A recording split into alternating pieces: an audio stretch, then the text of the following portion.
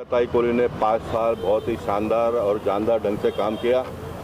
बहुत सारे काम हुए, लेकिन कुछ महत्वपूर्ण कामों का अंकित इस पुस्तिका में उन्होंने करने का काम किया।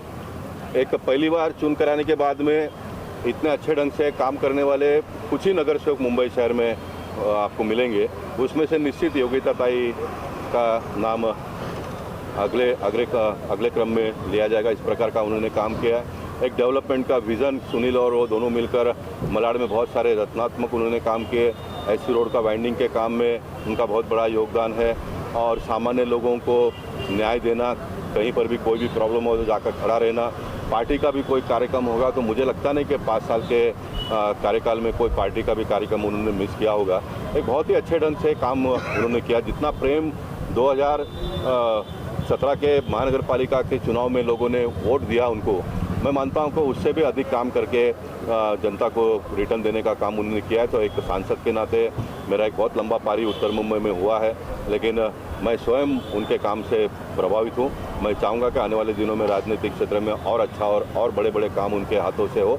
पूरी भारतीय जनता पार्टी उनके साथ में हमेशा रहेगी। तो न्यायपालिका के पेंडिंग केसेस को लेकर क्या करेंगे? नहीं, न्यायपालिका के बारे में मैं यही कहना चाहूँगा कि न्यायपालिका से जुड़े हुए लोगों को जो भी सुविधा, जो भी व्यवस्था देनी चाहिए और राज्य सरकार और केंद्र के माध्यम से, सरकार के माध्यम से तुरंत मिलना चाहिए।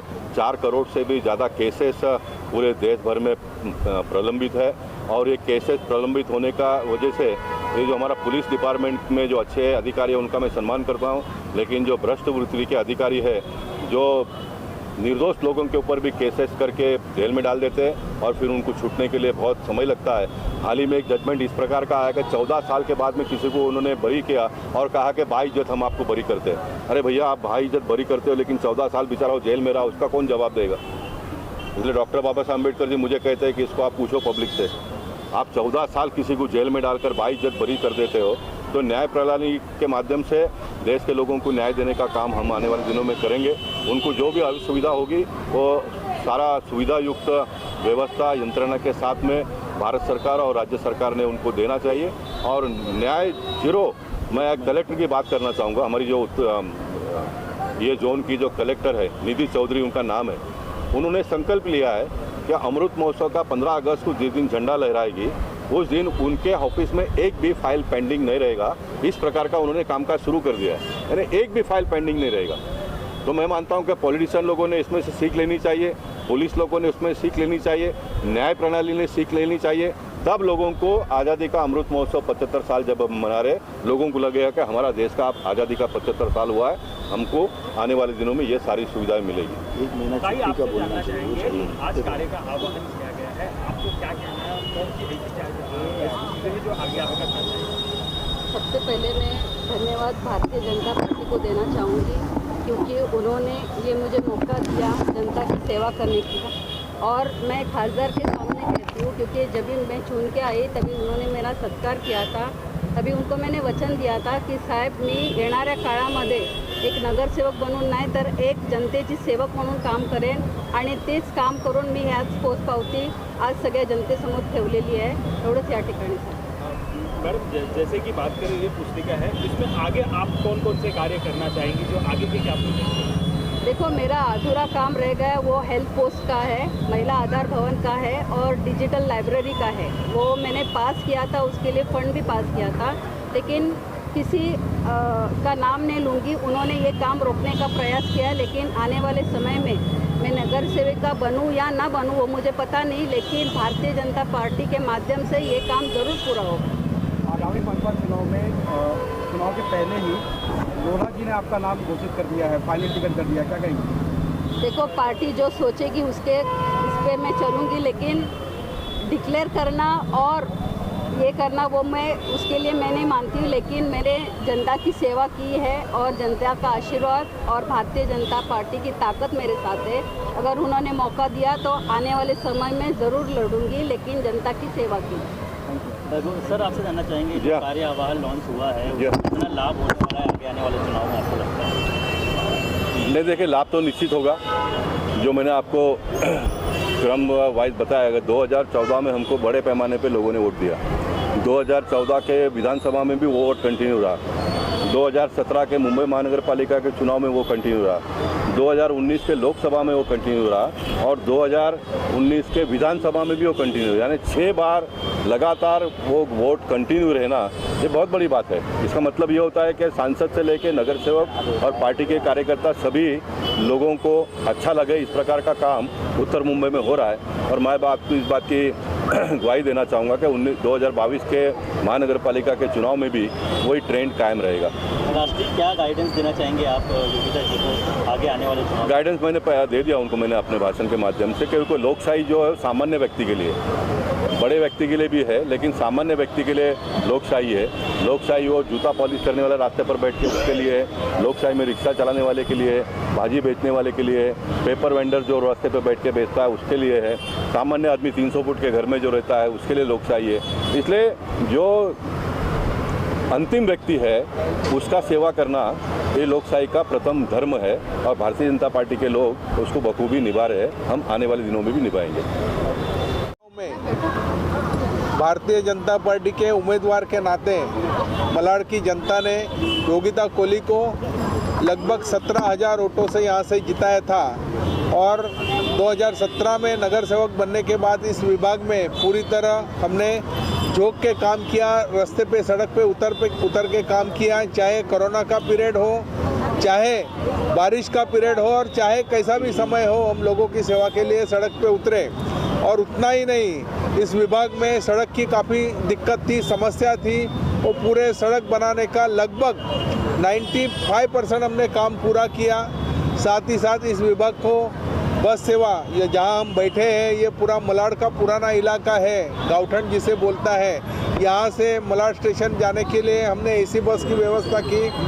कई अनेक ऐसे चौक है जिसका खाली सौंदर्यकरण नहीं, नूतनीकरण नहीं, बल्कि उसको अच्छी तरह लाइट से जगमगाट करने का हमने काम किया और लोगों की पूरी तरह सेवा करने का काम किया। और हमने जो काम इस 5 साल के कार्यकाल में लोगों के लिए किए हैं वो लिखित रूप में और लिखित स्वरूप जो बोलते हैं सर्टिफिकेट के साथ हम लोगों में पेश किए हैं।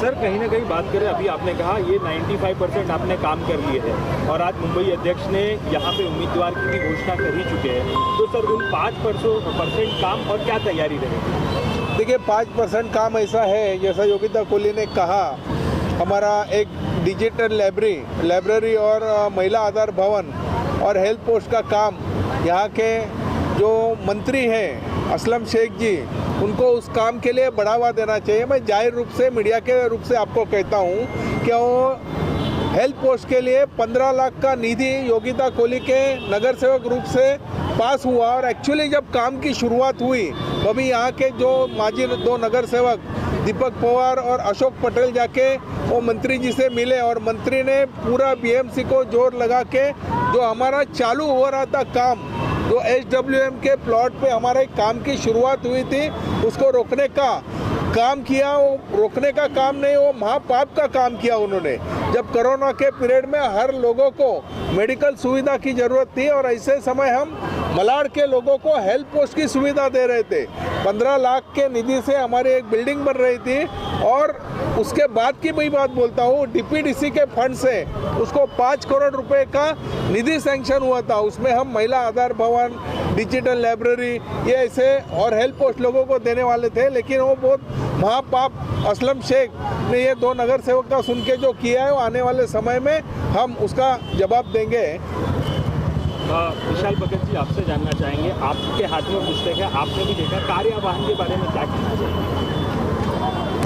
कार्य आह्वान के बारे में योगिता कोहली जी के बारे में इतना ही कहूँगा कि जिस प्रकार से कोरोना काल में यहाँ के लोगों जो परेशान थे, आपने देखा होगा कोई भी घर से बाहर नहीं निकलता था। उस परिस्थिति में भी योगिता कोहली ने सबको हर जगह पे जिसकी भी जो ज़रूरत थी उसकी वो पूरा किया और मैं उनको एक बार फिर से चुना गया है, इसके लिए मैं उनको बधाई देता हूँ और उनके आह्वान को मैं स्वागत करता हूँ। सर आप लाउडर देन वर्ड्स ऐसा कहते हैं, बातें लोग करते हैं, कुछ लोग उस बातों को अमल में लाते हैं। महिला नगर सेवक होना और पुरुष नगर सेवक होने से फ़र्क है। महिला नगर सेवक होने को बाद भी उसको घर की जिम्मेदारी निभानी ही पड़ती है ये अपनी देश की एक व्यवस्था है। और पहले टर्म नगर सेवक होने के बाद में तो सीखने में ही बहुत साल जाते हैं। तो इन दोनों प्रतिकूलता के बाद में भी मैं जब बाकी नगर सेवकों को योगिता कोहली जी से मैं उनकी तुलना करता हूँ तो मुझे वो बहुत ही अच्छा काम उनका दिखता है। इसके लिए जैसे रोड वाइडनिंग का काम, मैं खुद नगर सेवक रह चुका हूँ, चेयरमैन रह चुका हूँ, तो रोड भले भले नगर सेवक टॉयलेट, कोबा, गटर इसमें सीमित रह जाते हैं। रोड वाइडनिंग जैसे काम करने में अपने आप को ढालना पड़ता है, कानून का अध्ययन करना पड़ता है, एनालिसिस करना पड़ता है और अपने बात को रखकर उसको अंत तक लेके जाना पड़ता है।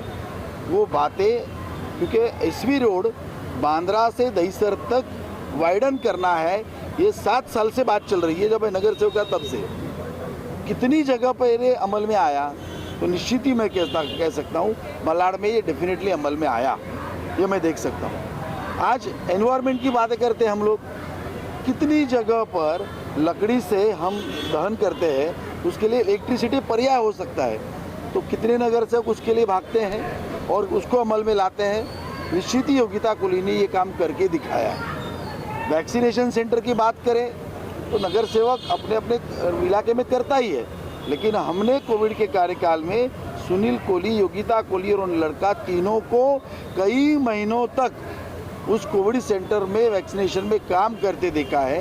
ये जो अलग बातें हैं ना, ये बहुत इम्पॉर्टेंट है। मैं ऐसा समझता हूँ, we are not only accountable for what we have done, but we are also accountable for what not we have done.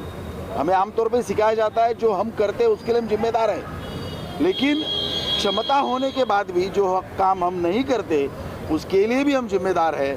और नगर सेवक वैसा ही होना चाहिए जो सभी के लिए जिम्मेदार होता है और कितना जिम्मेदारी का वहन करता है उसके ऊपर उसको आंकना चाहिए। और ये सब परीक्षा में योगिता कोहली नंबर 1 है, इसके बारे में मेरे मन में दोहराई नहीं है। सुनील जी, एक चीज़ आपसे जानना चाहेंगे, जो कार्य अहवाल आप लेकर जनता के बीच जाने वाले हैं, आपको लगता है कि आपका जो चुनावी जो जंग चलने वाली है उसमें आसान होने वाला है? निश्चित ही भारतीय जनता पार्टी का जो भी उम्मीदवार ये यहाँ खड़ा रहेगा वो पिछले बार जो वोट मिले थे उससे ज़्यादा वोट पाएगा।